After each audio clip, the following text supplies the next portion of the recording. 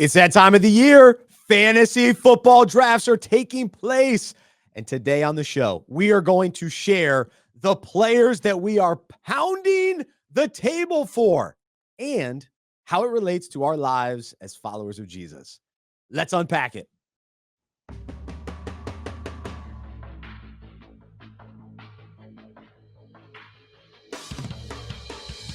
This is the Fantasy Football Fellowship Podcast. Together, we'll unpack fantasy, faith, and life. I'm Bryce Johnson with Tripp Smith making his debut today as the permanent co-host here on the podcast. We will say hello to him in just a moment, but he is going to be with us all season long, starting now as we prepare for drafts, and then throughout the season as we determine waiver wire and lineup decisions all season long. So it's going to be a blast. And we are your fantasy coaches here to encourage you and help you win while you play fantasy football with purpose. As we provide fantasy advice, we won't always be right, but we hope we'll be convincing. We're coming to you from the Unpacking It Ministry studio in Charlotte, North Carolina. We encourage you to check out fantasyfootballfellowship.com and become a free member today. All season long, we take fantasy football concepts, relate them to the Bible, relate them to life, and these breakouts, as we call them, are designed for you to read, to grow in your faith, to experience fellowship with your league mates. And so we want you to take these breakouts and then discuss them in league meetings. And so experience, real community, deeper relationships, and grow in your faith along the way. And so we want to set you up to do that and do that well. So go to fantasyfootballfellowship.com. You can sign up as a fantasy manager, as a league leader, or as a church partner or organizational partner as well. And so we just have free resources for you, free content for you, but you got to become a member. So check that out, fantasyfootballfellowship.com. Also, appreciate you listening to this podcast. Also encourage you to check out the Unpacking It podcast. That releases also on Tuesdays all season long. And so we take all throughout the fall, we'll take a football topic related to the Bible, related to life as well. It's just not as fantasy related, but for the NFL fans, of course, you'll enjoy that as well. So encourage you to check that out. All right. So today on the show, we're doing Pounding the Table. We also will let you know what we're convinced of. We're going to talk about a few players that we are really changing our mind on, where we're kind of warming up to the possibility of drafting. And then the guys that maybe a couple weeks ago or a month ago, we were all excited to draft, but now the excitement has gone away. So especially some news the last couple of days. Oh, one of my favorite players. Not good. So we'll see about that. One of those injuries that I never like to hear this time of year. Starts with an H. It's not good. So we'll say hello to Tripp Smith. He is a pastor at Hope Community Church here in Charlotte and a friend of mine. Excited to have him a part of this. And Tripp, you're a diehard fantasy football manager, and here you are to help be a fantasy coach. Welcome. Bryce, thanks, brother. I mean, I could not be more excited. Yeah, I love you. I consider you a good friend. Love fantasy football. And I think it's actually very important to connect fantasy football league to caring for others, pointing to Jesus.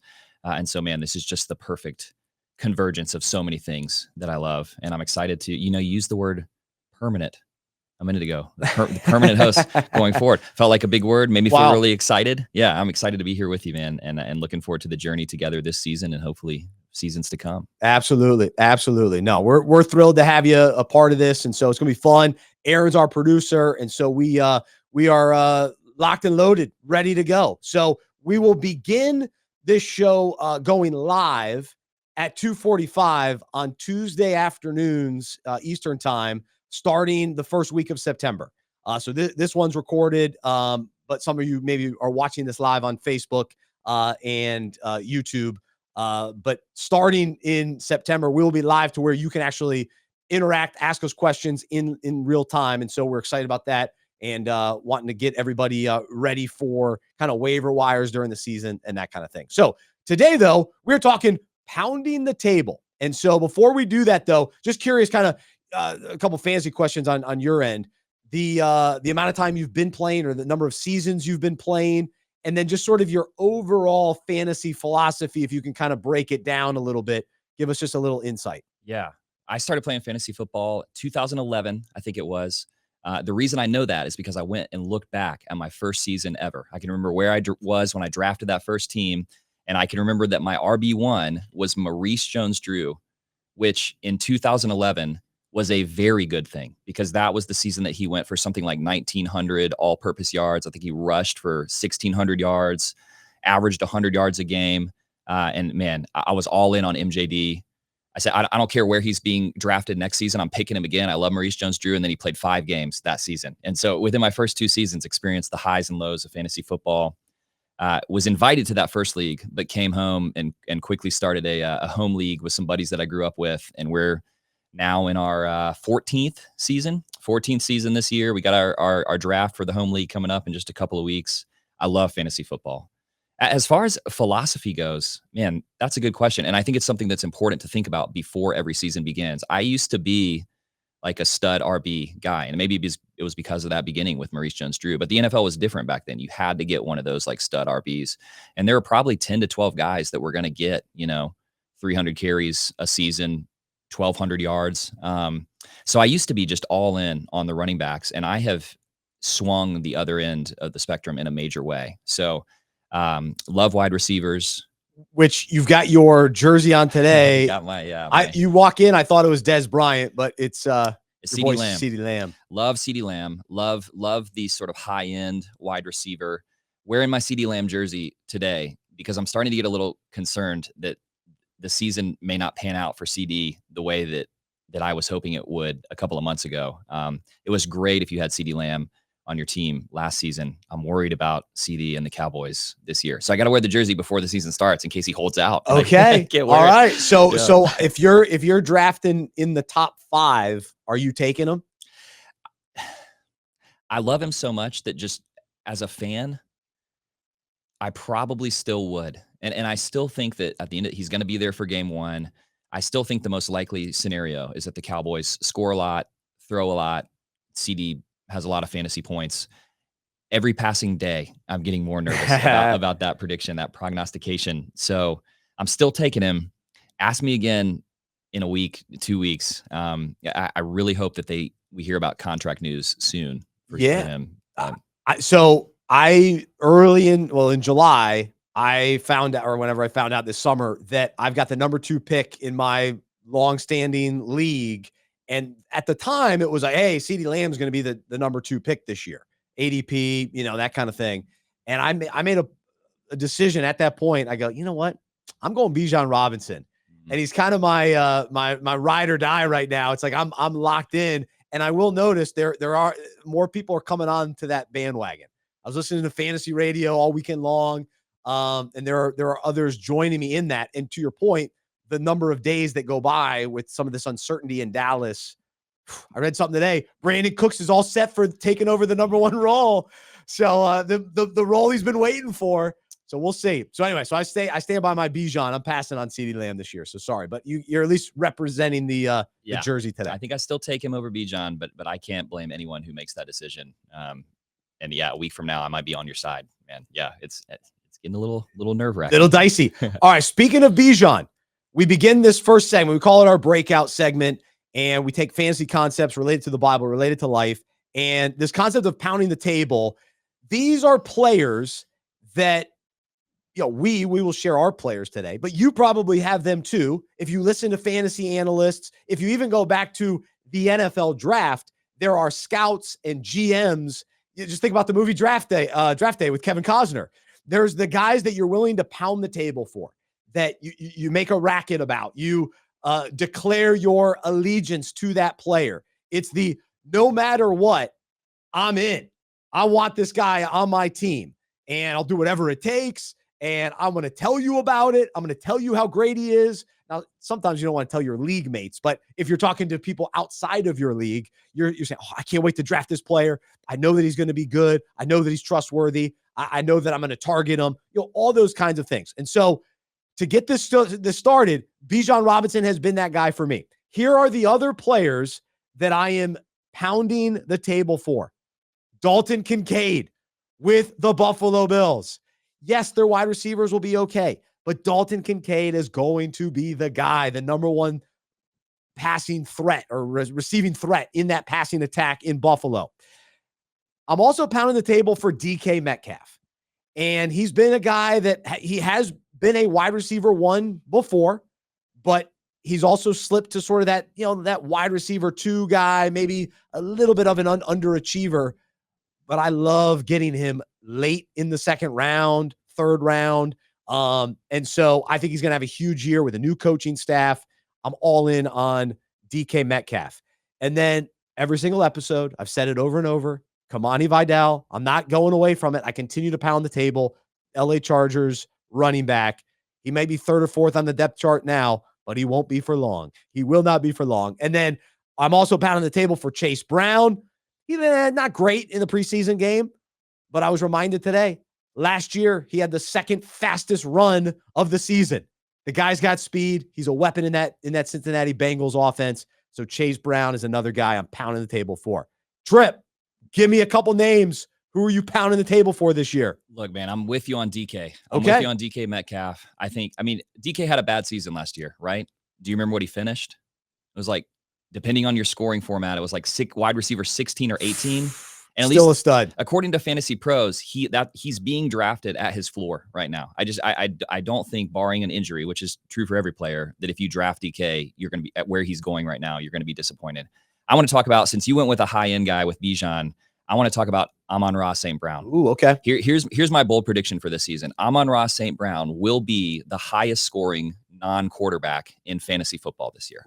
That's my prediction, not just in PPR leagues where I feel really great about that prediction, but even in half PPR. I think Amon-Ra is so good.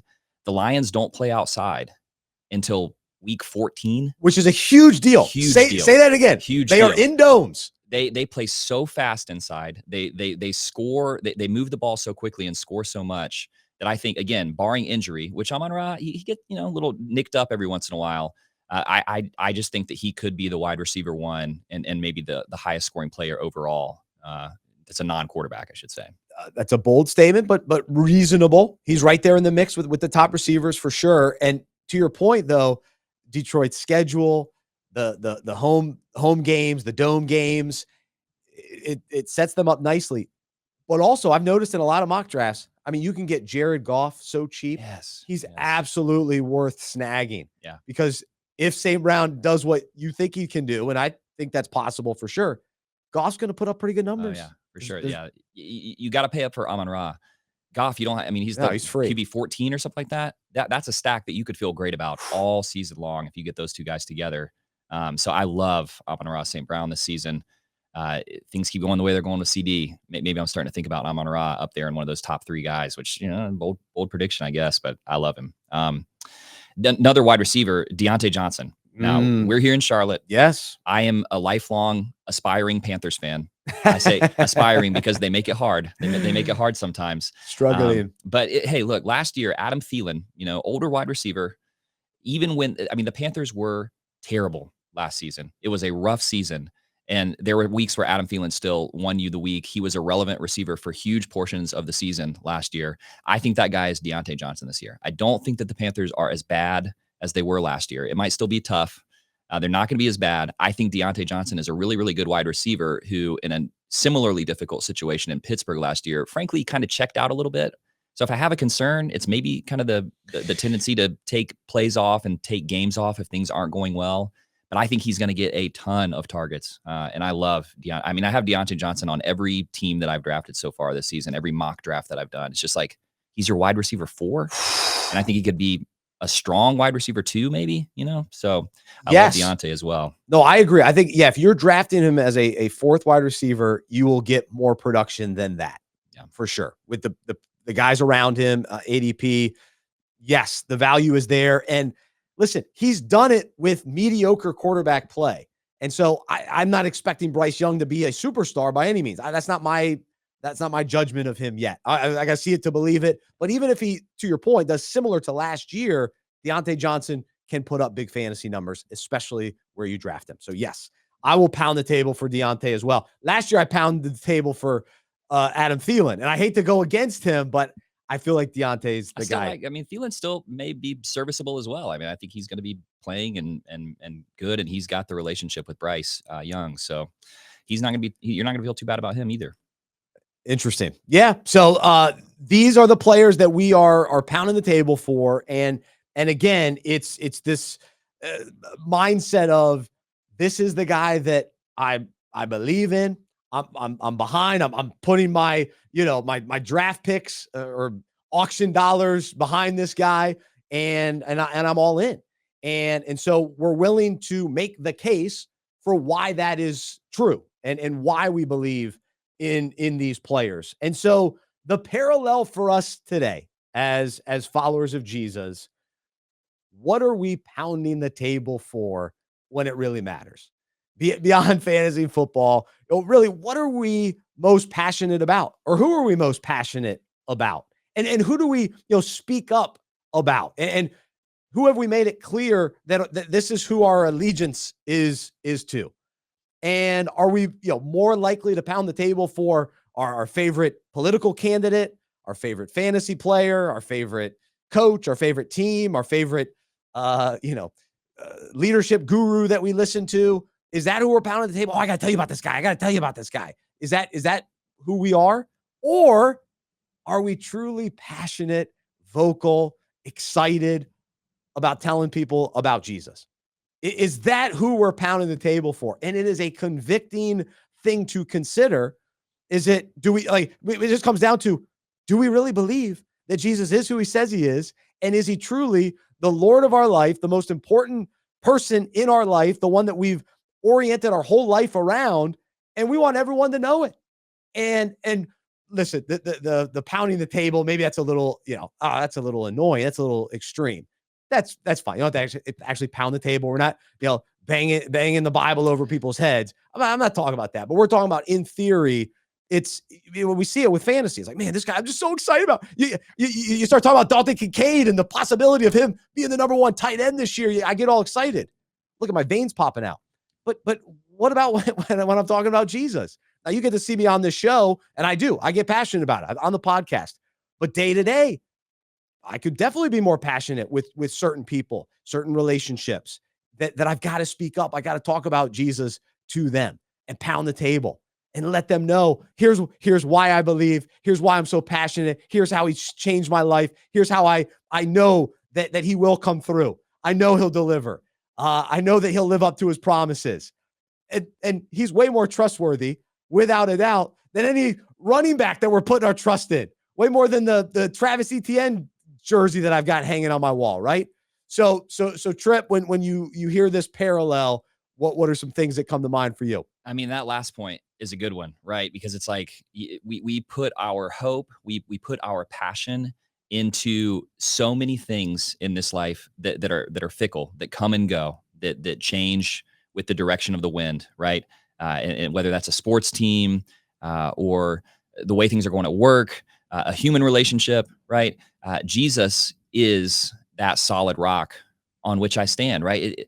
To be passionate about him, to pursue passion about him, even to be passionate about my need for him, my desperation for him, is one of those things that will always be true.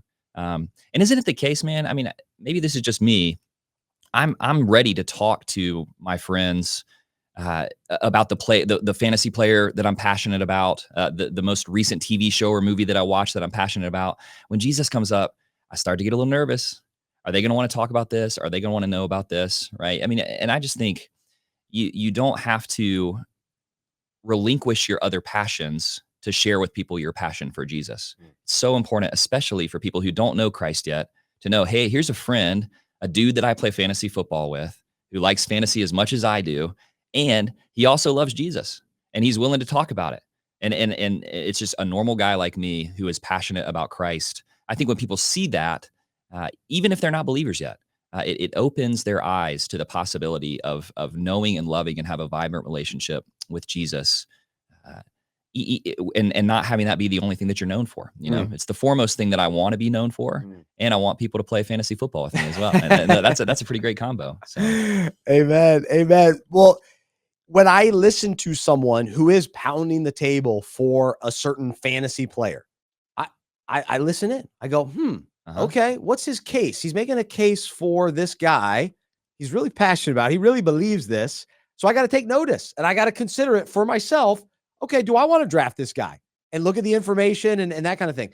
And in a similar way, if we are that way as followers of Jesus, where, man, we're just making our case for Christ. We're saying, man, this is why I believe. This is how he's changed my life. This is who I used to be. This is who I am now. And he's the reason. And here's where he came through for me. Here's how he, delivered and again, lived up to his promises, and his word is true, and all these kinds of things. People go, okay, man, I got to listen to that. I got to make a decision for myself. But they have to be intrigued. They're going to be interested when we're truly pounding the table with this unashamed passion and enthusiasm for Jesus. And so some encouragement today from Scripture, 1 Peter 3:15, but in your hearts, honor Christ, the Lord is holy, always being prepared to make a defense to anyone who asks you for a reason for the hope that is in you, yet do it with gentleness and respect. And so, you got to be careful with the pounding on the table, gentleness and respect. And then also Romans 1:16, for I am not ashamed of the gospel, for it is the power of God for salvation to everyone who believes. And so those are the two awesome verses. I happened to read this morning in the book's called Don't Waste Your Life by John Piper. And I found this to fit in so well with this topic today. But it starts with Philippians 3:7-8. This is Paul writing, whatever gain I had, I counted as loss for the sake of Christ. Indeed, I count everything as loss because of the surpassing worth of knowing Christ Jesus, my Lord. And so John Piper then writes, whenever something is of tremendous value to you and you cherish its beauty or power or uniqueness, you want to draw others' attention to it and waken in them the same joy. That is why Paul's all-consuming goal in life was for Christ to be magnified. Christ was of infinite value to Paul, and so Paul longed for others to see and savor this value. This is what it means to magnify Christ, to show the magnitude of his value. And so I love that. It was powerful to think about, and the way that this parallels is we're talking about fantasy football value. The players that we value, that we want on our rosters, and then also just the players that you find value in where you get them in drafts and what round you get them in, and we want to tell others about it. Man, you got to get the value of this player. This guy's going to exceed your expectations. He's going to be awesome, and so we're trying to magnify these fantasy players. But man, how powerful if we actually understand what it looks like to show the magnitude of how much we value Jesus and just his value and how wonderful and amazing and incredible he is, and to point others to him.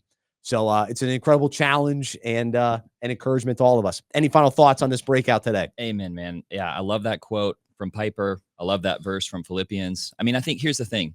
We're at the beginning of the fantasy football season, and right now we all know that our team is going to be the best team in the league this year, that we're going to be the champions, right? There are so many things that you can be passionate about when you're riding high and things are going well, right? There's no one like Jesus who loves to be with you in your high and successful moments, but also meets you in your low and lost and needy moments, right? He is truly worth being passionate about because he never leaves us or forsakes us. And even when we are at a loss and we lose things, it's an opportunity to know and cherish Jesus more, right? And so, hey, when you're halfway through that season and your team is down in the dumps, or when you find yourself in that next low and unsuccessful moment, to know that Jesus meets you there as well, that nothing makes you passionate for Christ like knowing that he's with you in the highs and the lows.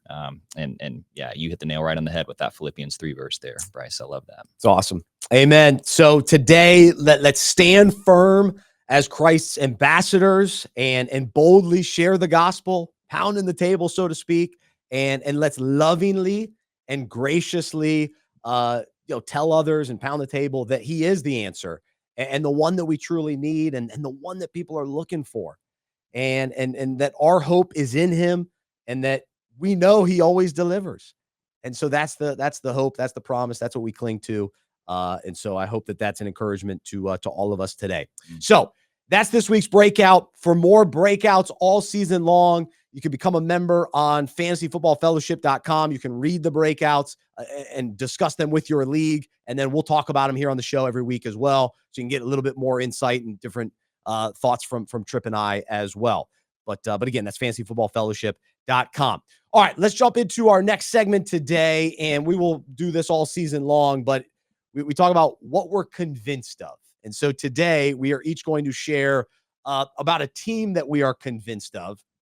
And so as I was doing a little research today, it hit me again that I'm convinced the Las Vegas Raiders are going to provide surprising value to your fantasy teams this year.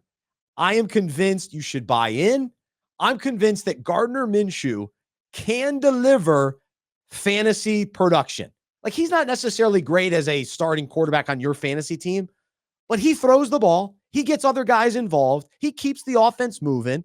I don't think the Raiders are going to be very good. I don't think they're going to win a lot of games. But guess what? They're going to have to try to score with the Chiefs. They play them twice a year. The Chargers twice a year. The Broncos should be better with Sean Payton in year number 2. And so the Raiders, and they were okay last year, and I don't think they're going to be much better. They'll probably be similar to what they did last year. Antonio Pierce now taking over second year officially as the head coach. But here's who I'm targeting. Zamir White. I'm convinced Zamir White showed us what he's capable of at the end of last season when he ran all over defenses, coming in with fresh legs for Josh Jacobs. Throughout the training camp preseason, nothing has changed. Zamir White is the Raiders running back. And we talk about, man, are there any bell cows anymore? Are there any guys that you can really, rely on to get enough volume? Zamir White, he's set. Let's go. Alexander Mattison, I'm not worried about him. Zamir White will carry the Raiders this year, and I think he can carry your fantasy team, and you can draft him as a running back 3, and I think he'll deliver maybe running back 1 value. I'm convinced of that it'll be close to running back 1 value, and it will be an absolute steal for you. And then also Jakobi Meyers, someone that I pounded the table for last year. I'm back in on Jakobi Meyers. He delivered. And I think him and Gardner Minshew will find a connection, and he'll have a nice year as well. So there you go. That's what I'm convinced of. What are you convinced of today, Tripp? Man, well, I'm on board with that one, and Zamir White for sure. I mean, I think if all I knew about Zamir White was his height and weight, that would be enough. He is a true bell cow. He's going to get a ton of carries. Now, I happen to think that he's also a pretty good running back, but he's going in the 20s right now in terms of ADP with running backs. So I think you're going to be really happy with your return there. I am convinced that last season was more like the floor for the Jacksonville Jaguars than the ceiling. What I mean by that is I think the Jaguars were almost in the playoffs last season, and I think we remember them as a sort of pretty good middle-of-the-pack team. I think, in fact, they're much better than that because I believe that Trevor Lawrence was injured for most of the season last year, and probably more so than we knew. He had that little ankle injury, but I think there was a lot of stuff going on health-wise with Trevor Lawrence. I think that they were trying to figure out the sort of Calvin Ridley experiment and what to do there. And in the middle of all that, Christian Kirk got hurt. I think they knew that Etienne was their best running back. But do you remember in the preseason last year, they were talking up Tank Bigsby and how he was going to sort of relieve Etienne. And then when the season started, I think they were just like, let's give this guy the ball as much as we can. And they didn't really do that. And what happened with Etienne? He faded down the stretch a little bit. He was spectacular for the first 12, 14 games of the season. So I think Lawrence is healthy this year. I think that Christian Kirk is healthy this year. Evan Engram is the guy actually that I would target there. I mean, I think Evan Engram, I'm seeing he's creeping up draft boards a little bit, but he's going somewhere around the tight end 10. And I think there's a pretty good chance that Evan Engram is one of the top 5 or 6 tight ends this season. I feel great about Engram, great about Christian Kirk. I feel good about Etienne. He's being drafted kind of where he deserves to be drafted. But Trevor Lawrence, quarterback 16 in ADP. I'm happy to have Trevor Lawrence as my QB1. Maybe that's going to come back to haunt me. I think the Jacksonville Jaguars last year was kind of the worst. Well, okay. Last year, except for the Urban Meyer season. The Urban Meyer disaster. So maybe I'm shooting myself in the foot with that point. But I don't think that last season was the norm for them. I think they were more injured and more kind of discombobulated than we realized. Yes. No, I think the Jags are going to be way better. And I'm convinced Trevor Lawrence is a starting quarterback for your fantasy team. I really believe that. I'm waffling on which weapon, who I want to draft and when, because I've gone back and forth. I've been waffling on Evan Engram because I think that he can do it, but I'm also a little hesitant as well, just because there are going to be multiple guys there. Gabe Davis, you didn't even mention him. I can't quit Gabe Davis. No, now he's there, so he'll have some big pop weeks. So who's going to be the most consistent? Will it be Christian Kirk, who's usually kind of the most reliable, kind of that he's been that go-to guy many times, and he's always overlooked. Like, he's had such a great career, but he's never been like the upper echelon guy. So maybe his floor is a little lower. So if depending on how you're constructing your roster, if you want a steady guy, I think Kirk can be your guy. But then, man, you look at Brian Thomas Jr., he's going wide receiver 49. He's making some noise in camp, man. I mean, he could way exceed that. Yes. Yeah. I agree with you. I want some Jags. It's just going to depend on like who falls. Depending on what draft I'm in, I'm just going to take the guys that fall. Right. Because there will be certain leagues where everybody doesn't like the Jags, right? It's just sort of, they're one of those teams where it's easy for people to be out on based on last year. They don't have as much kind of hype coming off of last season. So anyway, I think you can get some good value for those guys. You tell me I'm about to draft in my home league, and then I can get Zamir White like late round 5, mid round 6, and then I can take Trevor Lawrence in the 8th or 9th round. That's a team that I feel pretty good about, with Zamir as like my RB3 and Trevor Lawrence as my QB1 that I didn't have to take until round 9. You know, I mean, yeah. Absolutely. And one final thing to add to the Raiders. How about Brock Bowers? I saw this today on Football Guys. He's lining up all over the place and exceeding lofty expectations. So he's come in with hype. And if he's exceeding expectations, at least in camp, I like the sounds of that. And I'm actually surprised he hasn't gotten more. I haven't heard a lot of hype for Brock Bowers. And so we saw last year, you can see the young tight ends come in and have an impact. Sam Laporta did it. So it's possible.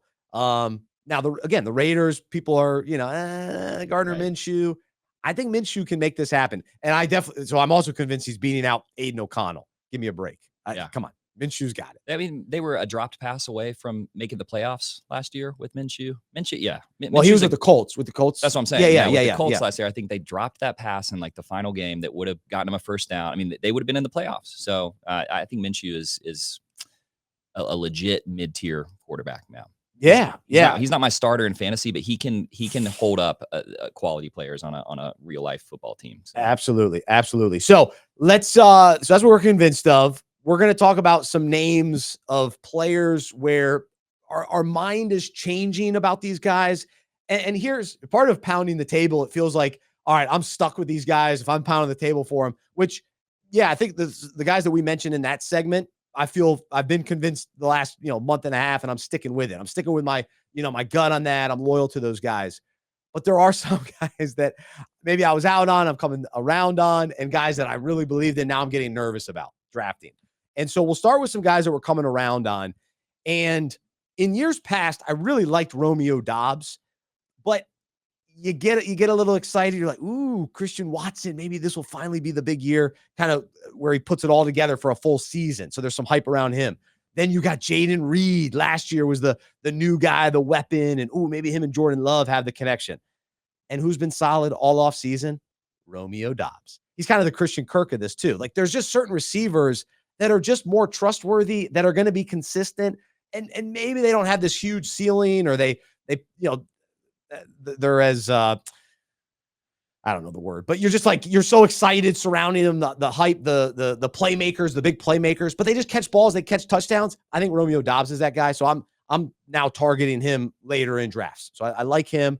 And then Javonte Williams, I keep going back and forth on the Broncos, but there's been some chatter of consistency that Javonte is clearly the guy, because we wonder, they've got 4 running backs there that depends on who you listen to. Ooh, this guy's going to be great. No, this guy's going to be great. No, the guy that's been there, the guy that they've invested in, the guy that's now another year back from a major injury, Javonte Williams should be the guy this year. And I like getting him a little bit later, 5th, 6th round. Another one of those guys that you draft him as a RB2 or RB3 and has the chance to be an RB1. We know what Alvin Kamara did with Sean Payton. And so I like the possibilities of Sean Payton relying on him And then if Bo Nix is actually solid and that offense is decent, good things coming out about Tim Patrick, the number 2 wide receiver there, Cortland Sutton. So anyway, that Broncos offense might be better than I thought a month or so ago. So I'm coming around on Javonte. Who are some players you're coming around on? Yeah. I mean, one of the things that this conversation is convincing me of is that I'm happy to wait on running back this year when I'm drafting. I mean, if Bijan, if you get one of those stud guys early on, I think you're always going to feel good about that. But man, there are guys down here like Javonte, like Gus Edwards. I'm not necessarily against your Kimani Vidal take, but I think Gus Edwards is still going to be relevant as long as he's not injured. Brian Robinson, like some of these later running backs that are going to be pretty good. I'll tell you a guy that I am coming around on. Maybe I was already there, but DJ Moore. I mean, the narrative with DJ Moore, right, is that he was never on a good team. He came to the Bears last year and he had middling quarterback play, and was clearly the preferred target for Justin Fields. Now they have Keenan Allen. Now they've got Rome Odunze. And so I think the story that I've been hearing through the offseason is like DJ Moore has more target competition. He's not going to be as good as he was last year. I just think that DJ Moore is a really good wide receiver. Like, I think he might be one of the 12 best receivers in the real NFL, and if you watch that preseason game where Caleb Williams looked really, really good, granted it's preseason. Okay. I don't want to put too much stake on anything I see in preseason. Caleb Williams looked good and he was looking for DJ Moore. DJ Moore was clearly his preferred target in that game. Tried to work Rome Odunze in a little bit. They didn't have the connection going. I just think that DJ Moore is a good real life receiver. And I think at least for this season, he is not going to be supplanted by Rome Odunze. And Keenan Allen can be a target hog. He's just getting older. I just don't believe the narrative that Moore is going to be crowded out. And I think he'll be like a solid high end wide receiver 2 and maybe sneak into the wide receiver 1 territory. So I might have already been there, but after the draft, you're like, what's going to happen with Odunze? I believe in DJ Moore, man. I believe in DJ Moore. So last week's show, we talked about forgiveness. And a couple years ago, I drafted DJ Moore and he was a huge letdown. I had to forgive him. I need to forgive him because I'm like you. I'm coming around on DJ Moore. And along those lines, too, I'm coming around on Caleb Williams. I was just out on him. I don't know. I just didn't have a good feeling about him. But he might be legit. He might be the real deal. And so he's a guy you can get late, at least in mock drafts that I'm doing right now. It depends on the league that you're in. If they like rookies a lot, they might get excited about him. But no, I think he's good enough. I think he's going to play better and be set up to succeed better than Justin Fields did. And if DJ Moore was able to get some production with Fields, I'm with you. I think Moore's the guy, and I'm seeing him slip to me. I'm doing some mocks a little bit later in the second, third round. I feel good about that. So I'm willing to take him even as I guess he'd be my number 1 wide receiver potentially. Right. If you go that, if I go Bijan, yeah. So I'm good with that. And then along those lines of wide receivers, I'm also coming around on that I've had previously. And actually I made it to the championship with him, but Cooper Kupp. So I'm back on Cooper Kupp. Come on, let's go. I'm afraid he's getting too much hype and he's going to go too early for me to get him in certain leagues. But the talk is, and so going back, I was out on Puka. I wasn't one of these guys that benefited from him last year, so I didn't have the attachment to him. I think he's one of those classic guys that has the big year. He's going to have a little bit of a drop back year, and he still may be a very solid receiver. But because he exceeded expectations last year, in our minds, or a lot of people's minds, they thought he was so much better. So I wasn't willing to take Puka in the first round. Now that he's banged up, he's going to slip anyways. But that means Cooper Kupp is rising. But I want to be a part of the Cooper Kupp. I was already there, but now I'm actually I haven't necessarily in mock drafts early in the summer gone after him. Now I am. I am because but I've always liked Cooper Kupp. I think Cooper Kupp is a fan favorite, and he's gonna keep climbing. I get so flustered just talking about him. I love him so much. Get so worked up. Yeah. Pound the table for That's him. right.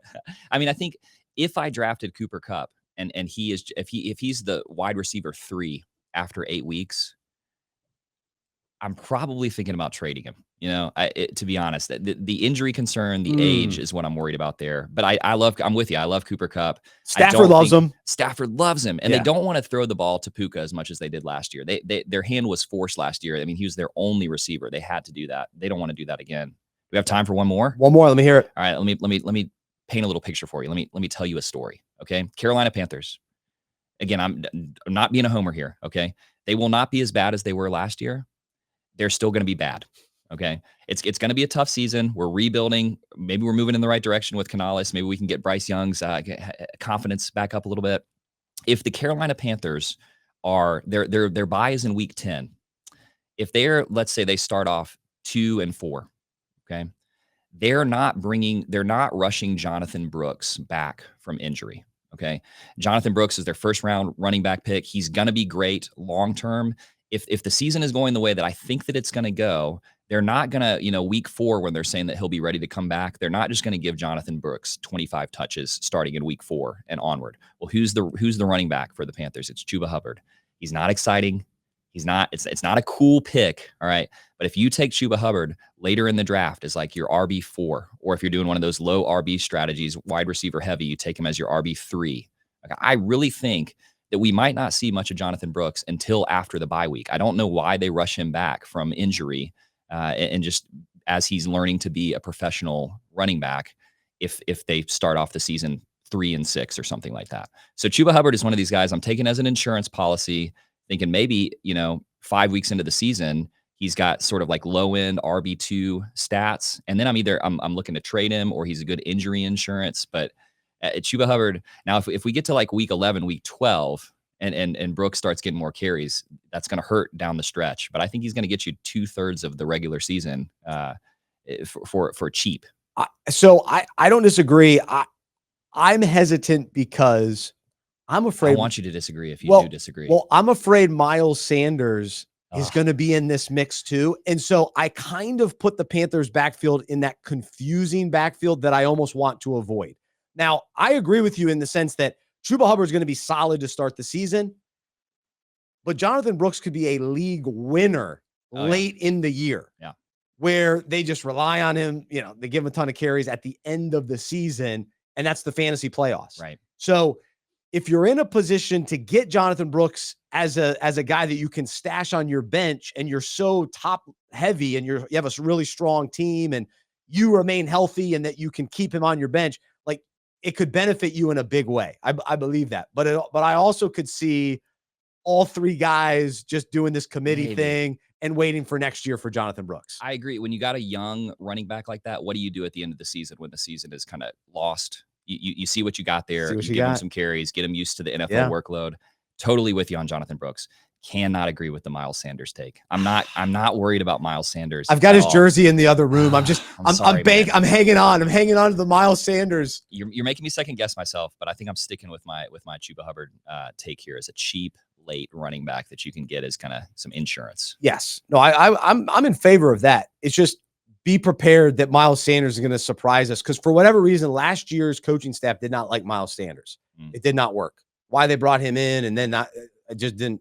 Well, part of it was the offensive line, but this offensive line is built to run. So the Panthers will run the ball, and they're going to take pressure off of Bryce Young.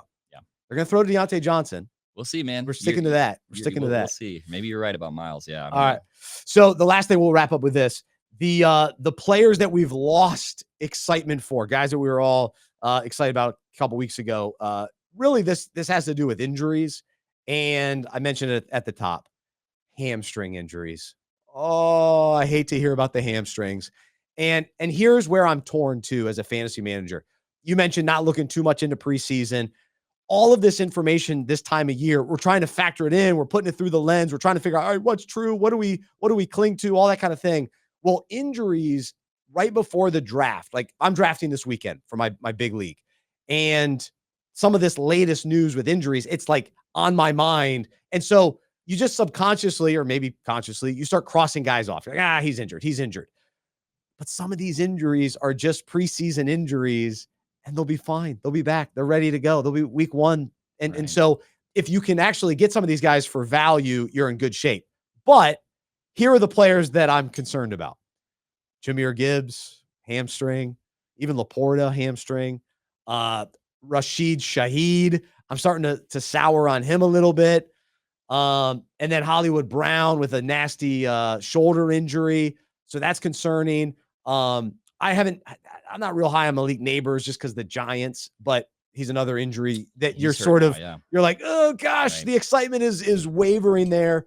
So to me, guys that have hamstring injuries, they linger all season long. Like, I actually love when a guy just breaks his leg and he's back in 6 weeks because it just heals up. Whatever the injury is. Maybe that's a little early for a broken leg, but when you know it's broken and it's fixed and you're good. The hamstring, it never heals until you stop. All you season. stop. Yeah. So those are the guys that I agree with you. And in general, if the guy has that little Q next to his name when you're drafting, it doesn't feel good. No. And generally I shy away from it. You can get a discount every once in a while, but they can also just carry those injuries with them for the rest of the season. Two that come to mind for me that are not injury related, trying to think of some non-injury related guys. One of them, I guess he was injured early on, but a guy that I just will not have on any of my teams is Kyren Williams. Yes, me neither. That one, he was amazing last year. And that one, especially if you've got that sort of emotional baggage of like having found him on waivers or taken him with your last pick in the draft, and then he absolutely exploded, you feel really good about Kyren. I'm not going to have him on any of my teams. I think Blake Corum is going to get more carries out of the gate than we think that he's going to with the Rams. The other one, maybe this is a little bit of a hot take. I'm worried about the whole Brandon Aiyuk situation. I like Brandon Aiyuk. I don't like the way that he has handled this whole contract situation through the offseason. They have a lot of good skill players there. I think that Brandon Aiyuk can still be like a really good, serviceable, real-life NFL wide receiver. And it can be a rough season for him fantasy-wise for where you're drafting. Weirdly, it seems like what has happened is because of all of this publicity that he's gotten through the offseason, people are actually paying attention to him more, and it seems like he's rising up draft boards a little bit. And I just don't think as like the wide receiver 13 or wherever he's going right now that I'm going to have Brandon Aiyuk on my team anywhere. He can make me look really stupid for that take, but the whole situation has just made me nervous about him in San Francisco. I was a huge Aiyuk guy last year, so I was all in on him. So I'm hesitant to pull the trigger on drafting him this year for sure, because I just don't like the uncertainty with players. Fantasy is all about uncertainty, and so no matter who you take, there's uncertainty. When there is added extra uncertainty, I usually avoid it. And so let's think about last year. Going into drafts, Cooper Kupp, Jonathan Taylor, and there was one other guy that had a lot of uncertainty, Alvin Kamara. I avoided all three of those guys. Now, in some ways, maybe I missed out, but to start the year, those guys they weren't great. Well, when did Kamara start doing well? Kamara later on, but yeah. But anyway, but those guys is like if there are Rashee Rice. I don't need that uncertainty with the Chiefs. I'm not dealing with that. No, thank you. So Aiyuk falls into that for me, where it's just like I don't know. He hasn't been locked in. I got to have guys locked in. He's not locked in. There's something to be said for low stress fantasy football management. Just the guys where you just don't have to worry every week. Is he getting suspended? Yeah. Is he getting hurt again? Traded? Yeah. So I'm with you. I don't think that you felt bad about passing up on any of those guys last year. And in general, I'm avoiding that little red Q in my drafts as much as possible. So. Yeah, absolutely. Now I will say, if Aiyuk goes to Pittsburgh, I think that's a huge win for them. And I would not be concerned about George Pickens if that's the case. I think both of them would complement each other, because I saw some, now George Pickens. No. I think Pickens is good either way. Whether Ayuk's there, then he plays a nice compliment. I think that raises the whole offense.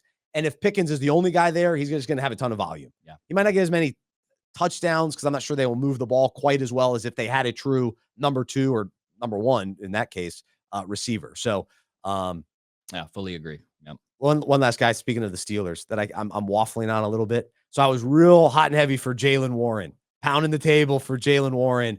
But now the more that I think about Arthur Smith and the committee, and I don't know if I can trust him fully. So for those that have been listening throughout the summer, I love Jalen Warren. I think he's the more talented back between him and Harris, but I'm just not sure he gets the volume enough. I get that. If you think in your heart of hearts that Arthur Smith's main goal is to ruin seasons for fantasy football players, then you got to be worried about him. If you think that he loves to ruin RB1s to the benefit of RB2s, then I think maybe there's an argument for Warren. So I don't know where I stand on him. I like him so much, but I see the point you're making, and it does make me a little nervous, that whole situation. I know, a little uncertainty there. So, all right, well, there you go. That's today's show. Tripp Smith, great stuff. Glad to have you a part of the journey this season here on the Fantasy Football Fellowship podcast. So we will talk to you next week.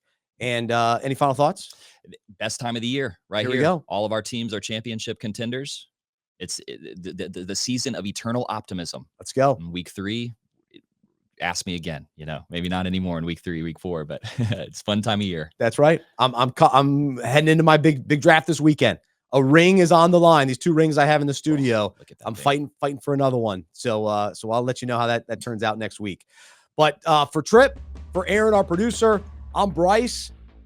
I'm a fantasy manager who follows Jesus. I believe in the good news that he died on the cross for my sin. He was resurrected, and through faith, I've been saved by his grace. I hope that is true for you as well, and I hope you'll join me as we live life as fantasy managers who follow Jesus together. Check out fantasyfootballfellowship.com. Become a free member today. Have a great rest of your day, and we'll talk to you next time right here on the Fantasy Football Fellowship Podcast.